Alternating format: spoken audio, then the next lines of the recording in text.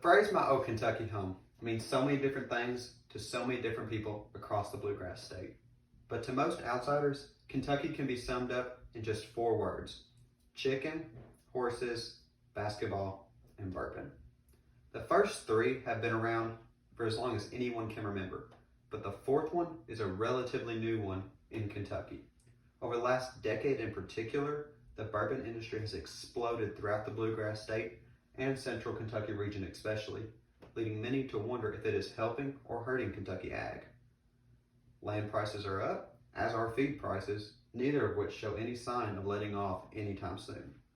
But despite some drawbacks, overall, the bourbon industry has been a major help to Kentucky ag, where the pros far outweigh the cons. When people look to criticize the Kentucky bourbon industry, they most often point to the price of land. The University of Kentucky College of Agriculture, which is the state's land-grant university for ag, did a report on their findings of the price of land in 2022. In the report, they explained that the price of land for cropland has gone up from $4,350 to an acre to $5,000 an acre, which is on average a 10.1% increase. Meanwhile, Kentucky pasture land increased 6.9% from $3,620 to $3,870. At first glance, this may seem considerably high, but when compared to other states and the national average, it is not all that different. The national average for farmland in 2022 was $3,800 an acre, which is a 12.1% increase from years past. Meanwhile, agricultural states around us, such as Iowa, Indiana, Tennessee, Texas, and sometimes Ohio, have all at one point or another had higher land prices than Kentucky. This is not a Kentucky issue, it is a national issue that has resulted from overpopulation and urbanization. Arguably the biggest benefit distilleries bring to Kentucky ag is the rise in corn prices. Prices have gone through the roof over the last few years in Kentucky, and Spectrum News 1 did a report on their findings in 2021. They interviewed a farmer from Spencer County by the name of Scott Travis, and he explained his view on the rise in corn prices. He said, quote, "To take advantage of the higher prices, I am planting a little more corn than usual. I usually plant between 600 and 800 acres, but this year I'm planting a little over 1,000, end quote. His enthusiasm is shared by many farmers across the state, as the 2021 report also claimed that his corn would sell at $7 a bushel compared to the previous year's $4 to $4.50 a bushel. When you consider that many farmers raise hundreds, if not thousands of acres, that extra few dollars turns into thousands of dollars in additional revenue for farmers.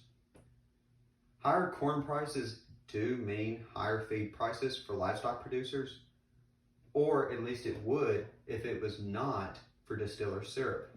Distiller syrup is a byproduct produced by distilleries which they have no ability to store and they have no use for. All it is a liquid version of the corn and rye which farmers have been feeding to cattle for centuries. Furthermore, since distilleries have no ability to store it, they are literally paying farmers and truckers to take it off their hands for them. The last major benefit the bourbon industry brings to Kentucky ag is the influx in jobs. Like with a lot of factories and other businesses in central Kentucky, a lot of workers at distilleries use that income to supplement farming on the side. And the National Right to Work Committee did their report on the expansion of distilleries in 2022. In their July 2022 report, they claimed that Heaven Hill Distillery is investing $135 million in order to add a new location in Bardstown, which will create 38 new jobs. Citex is investing $4.5 million to expand their Henderson, Kentucky location, which will create 30 new jobs. OBT Ashland is investing $45 million in order to build a new location in Greenup County, which will create 55 new jobs. But these massive facilities don't just need workers, factory workers, they need agri-attorneys, farm managers, agronomists, and so many other highly trained agricultural individuals to do jobs for them. With all that in mind though, it is clear that distilleries have had a massive impact on farming in Kentucky and overall a very positive one for the agriculture and the economy. Many of the drawbacks people associate with distilleries are not directly a result from them, but rather a wider state or national issue that needs to be addressed. Meanwhile, many of the benefits are undervalued by local communities and officials, which is why everyone needs to throw their full support behind the bourbon industry, because whether you realize it or not, it is just as much a part of Kentucky